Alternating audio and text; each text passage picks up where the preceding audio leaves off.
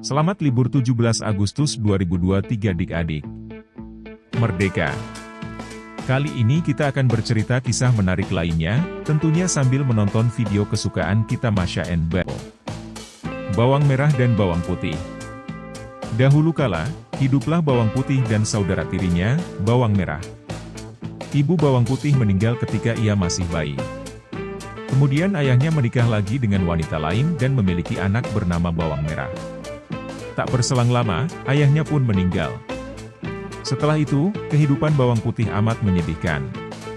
Kesehariannya, bawang putih selalu diminta untuk mengerjakan seluruh pekerjaan rumah termasuk mencuci baju. Suatu hari ketika sedang mencuci, baju ibu tiri bawang putih hanyut. Bawang putih pun bingung sampai akhirnya bertemu dengan seorang nenek yang mengatakan kalau ia menyimpan baju yang hanyut itu dan akan mengembalikannya dengan satu syarat. Bawang putih harus membantu mengerjakan pekerjaan rumah. Bawang putih pun menuruti.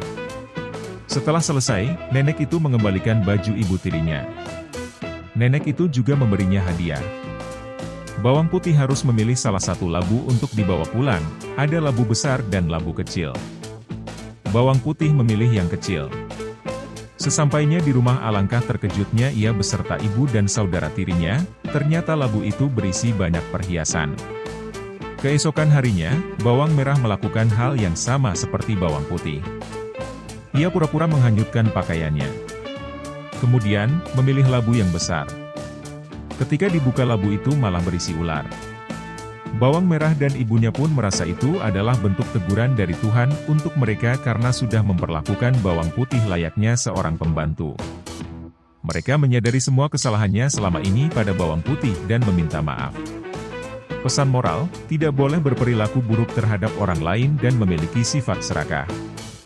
Cerita kedua judul ini adalah Cerita Dongeng Petani Serakah. Pak Petani selalu ingin mendapatkan banyak uang. Pada musim semi, ia berseru kepada Tuhan, "Jika hari cerah, aku akan menuai gandumku." Pada hari berikutnya, matahari bersinar cerah. Pak Petani pun menuai sebagian gandumnya. Setelah itu, ia berseru kepada Tuhan lagi, "Seandainya hari ini hujan, pasti baik untuk gandumku yang lain." Esok harinya turun hujan. Pak Petani berkata, "Jika hujannya lebih lebat, gandumku pasti lebih cepat tumbuh." Pada hari berikutnya hujan kembali turun. Musim panas tiba, Pak Petani memanen gandum dan menumpuknya menjadi satu di ladang. Selesai bekerja, Pak Petani berkata, "Tuhan, seandainya kau memberi lebih banyak hujan pasti hasil panenku jauh lebih besar dari ini." Musim panas masih berlangsung. Pak Petani ingin segera menanam gandum. Ia berseru dengan kesal, "Mengapa engkau tidak memberiku lebih banyak hujan, Tuhan?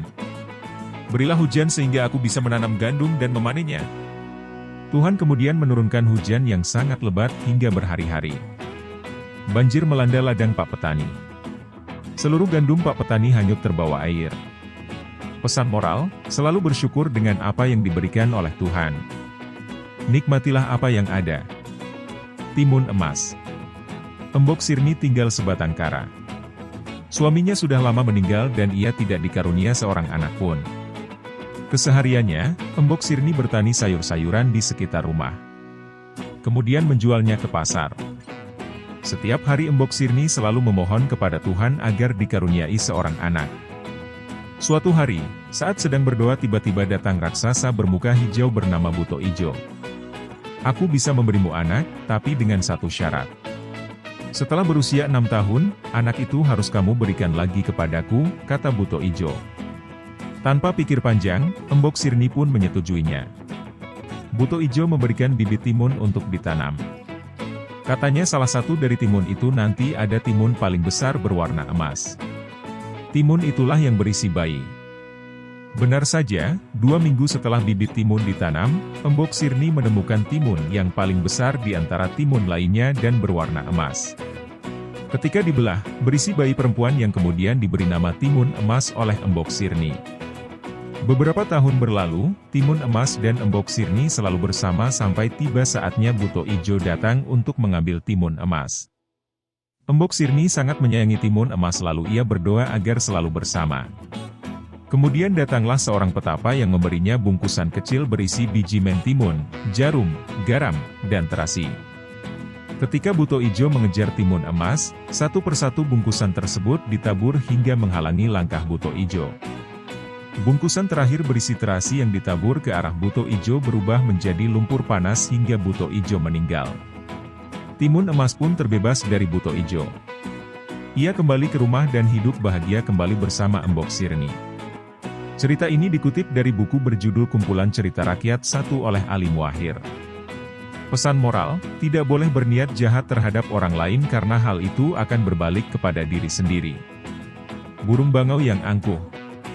Seekor bangau berjalan dengan langkah yang anggun di sepanjang sebuah sungai kecil. Matanya menatap air sungai yang jernih, leher dan paruhnya yang panjang siap untuk menangkap mangsa di air sebagai sarapan paginya.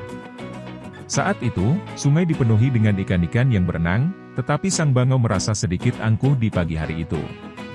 "Saya tak mau makan ikan-ikan yang kecil," katanya kepada diri sendiri. "Ikan yang kecil tidak pantas dimakan oleh bangau yang anggun seperti saya."